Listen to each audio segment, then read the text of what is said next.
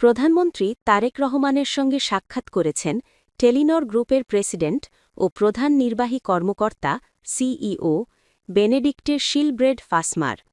১৩ April সোমবার সকালে সচিবালয়ের মন্ত্রিপরিষদ বিভাগে প্রধানমন্ত্রীর দপ্তরে এই সাক্ষাৎ অনুষ্ঠিত হয়।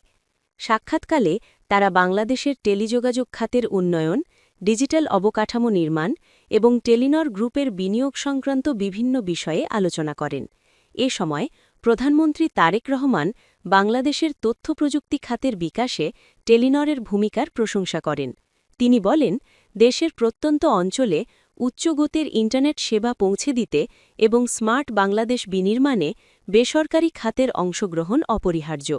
সরকার বিদেশি বিনিয়োগকারীদের জন্য ব্যবসাবান্ধব পরিবেশ নিশ্চিত করতে বদ্ধপরিকর। টেলিনর সিইও বেনেডিক্টে শিলব্রেড ফাসমার বাংলাদেশের সাম্প্রতিক অর্থনৈতিক অগ্রগতির প্রশংসা করেন। তিনি বলেন, টেলিনর গ্রুপ বাংলাদেশে তাদের সেবার মান আরও উন্নত করতে এবং নতুন প্রযুক্তি 5G বিস্তারে কাজ করতে আগ্রহী। সাক্ষাৎ অনুষ্ঠানে প্রধানমন্ত্রীর কার্যালয়ের ঊর্ধ্বতন কর্মকর্তা এবং টেলিনর গ্রুপের প্রতিনিধি দলের সদস্যরা উপস্থিত ছিলেন।